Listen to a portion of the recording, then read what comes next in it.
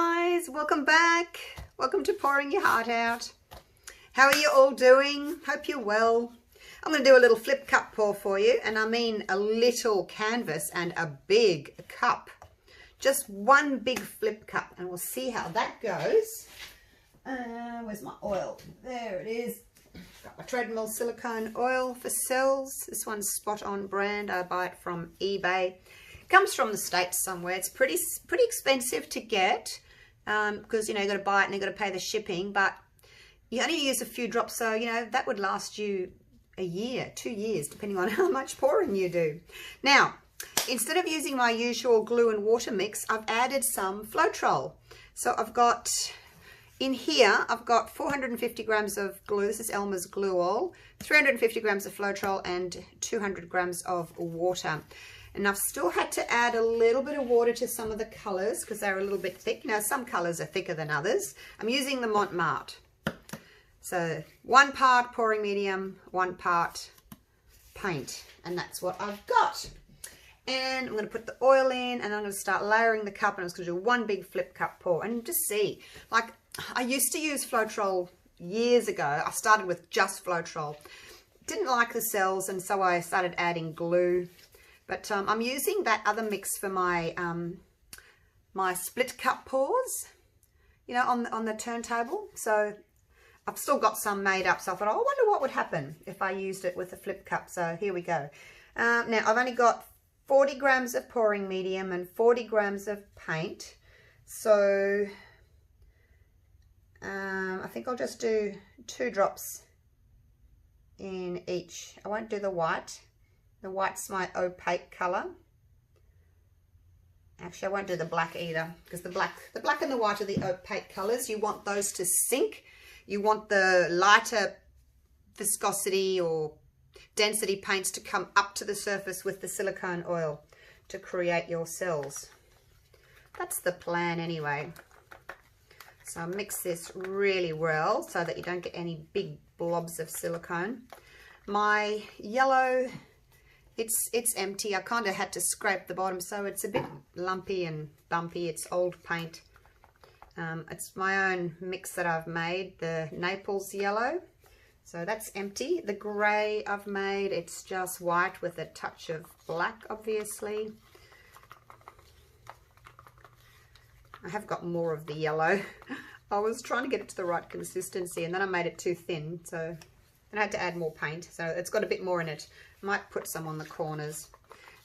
This one is Payne's Grey that I made myself as well. So just using the Mont Marte colours. Just added a few colours together and till I got shades that I like. This one here is called Mauve. I showed you that bottle just before. You can't buy it in Australia. And I had ordered some from overseas, but I got an email saying that they're not allowed to ship fluids at the moment. So, yeah, I can't get it. If anyone's got any mauve overseas, this one, if you'd like to send me a bottle, I'd sure appreciate it. Happy to pay, of course. Right, let's get to layering. I've sprayed my cup with some silicone spray.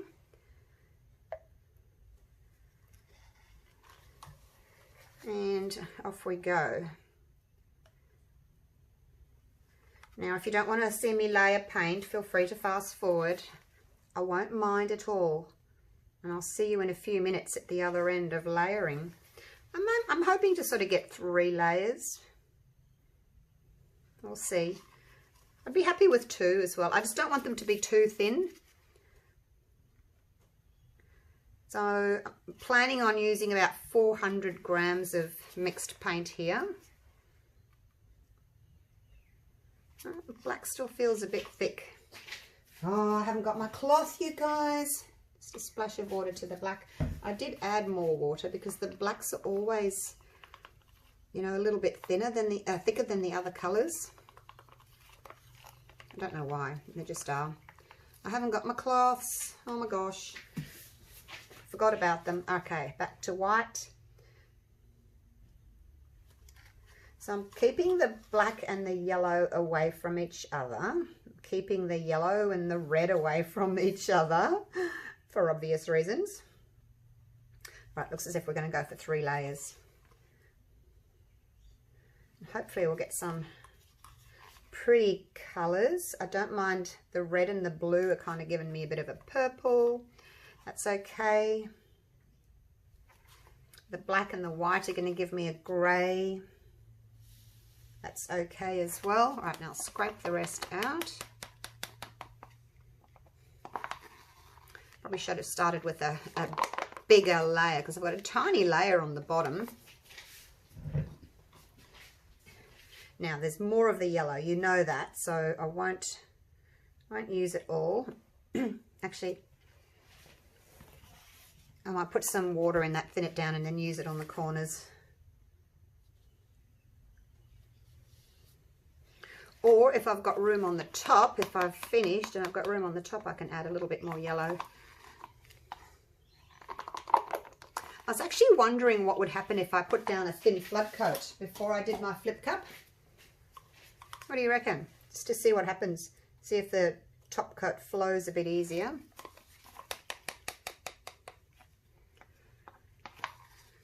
But, I mean, the cups are so big, as soon as you flip them over, it kind of almost covers the whole canvas anyway. So there's probably really not much point doing that, is there? Just a waste of paint. And then you've got too much paint on the surface. And if you leave too much paint on the surface, then that's when you have your cracks.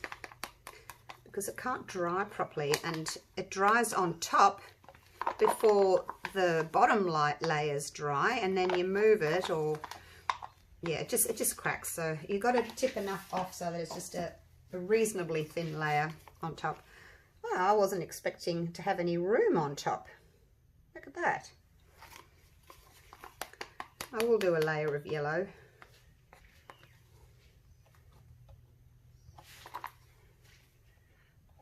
Another layer of yellow. Just going to use up a bit of my black. Black can be quite overpowering, so you might not always want to have a lot of black in your paintings. And I didn't really want yellow against black, but see how it goes. That's already yellow, so let's just put some more yellow there. All right. Here we go. Oh, look at my hands. Now I can't wipe them. I haven't got my cloth. Oh, it doesn't matter, does it? Doesn't matter.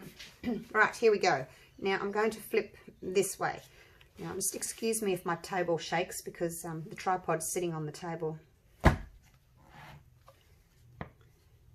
just going to kind of just flop it out, so to speak. Oh my gosh, I shouldn't have said that. Anyway. It didn't sound very good, did it? Tip the cup over. Oh, get your mind out of the gutter, woman. Right. It's pretty full. Like, there's no point waiting a lot of time for the paint to run down. It's, you know, it's already down. So let's go for it. Let's flip this baby over. And hope it works.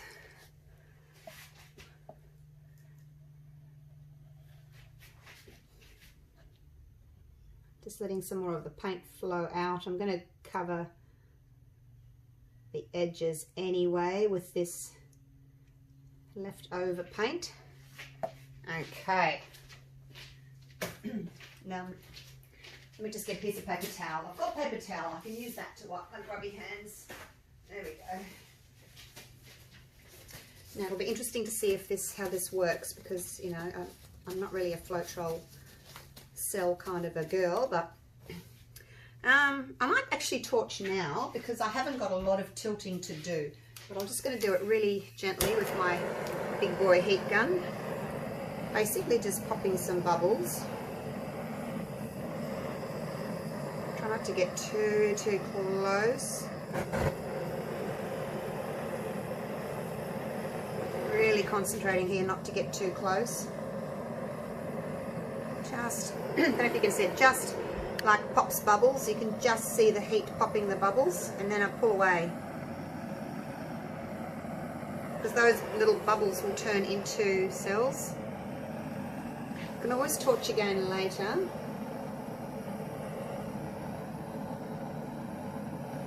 just really don't want to get too close and ruin it.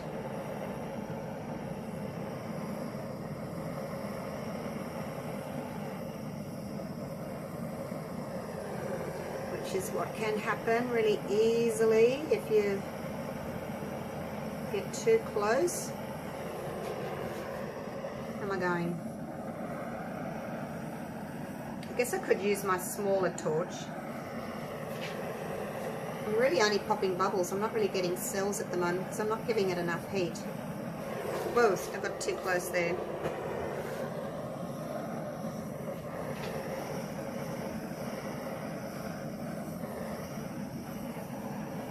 Right, now I'm just getting too close. So I'm getting frustrated waiting for these cells to pop up.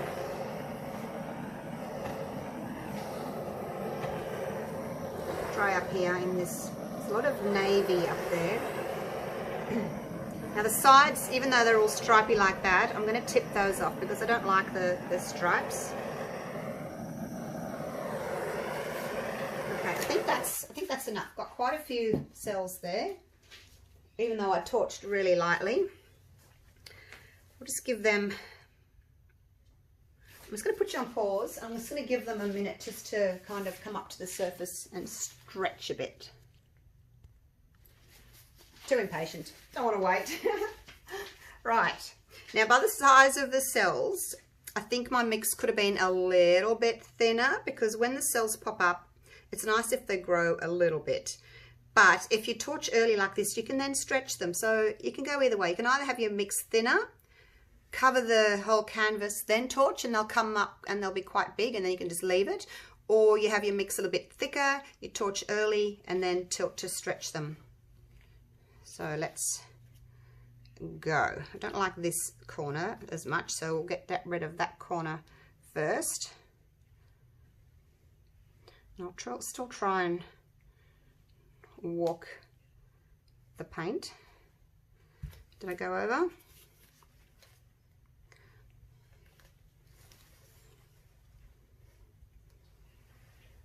I haven't got my lines on.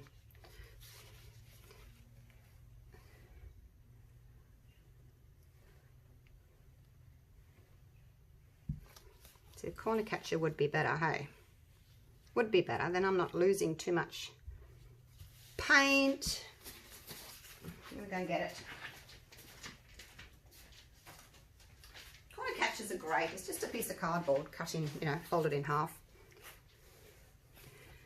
Because when I try to go for this corner here, all this is going to run over, all this is going to run over, and you're really losing a lot of paint. Whereas if you do that, you can get into your corner without losing that extra paint. And then you come back again. See, I've saved all that and all that would have just gone off. It's very dark. Dark and mysterious. All right, let's go with the other corner. In, back down. It's galactic, isn't it? Make sure that you take anything around, not over the top, anything that's going to drip. It's a bit thick. Now I'm going to take that blue corner right off, like so. Yeah, my mix is a little bit on the thick side. See, the cells aren't as clear as they could be. They kind of go like a little bit hazy if your mix is a bit thick. But look, it's the first time I'm using this the new pouring medium with the Floetrol in it, and it's a little bit thicker than my glue and water mix. So next time I do it, I'll just adjust it, put a little bit more water in, or I might do 1.5 parts pouring medium to 1 part paint. Oh my gosh, look at the mess I'm in. Look at the mess. Might as well just run my finger under there. Make sure that my corners are covered. It's very dark, isn't it? And the mauve has gone. Can't see that at all. Weird. Really weird. Let me get my gloves off. I'm going to torch this little area here. Actually, I wonder what would happen. I wonder what would happen if I used my little guy that I use for my resin. There's a few little cells there. Maybe that's a better option with such a small canvas. Because then you can aim that you just want some there, you know. Maybe I'll do that with the next one. Okay, so I wouldn't say this is very successful, but I guess for my first try with the new pouring medium, it's not bad. So let me get you down for a bit of a close-up. Turn that ring light off. It's kind of Milky Way type of a thing, isn't it?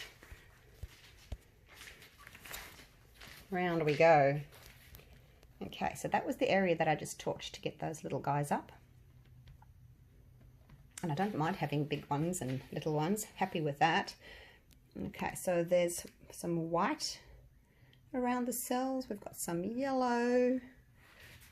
Oh, there's a tiny little bit of the mauve there. Where I over-torched a bit, we've got some caterpillars. But see, they're not really...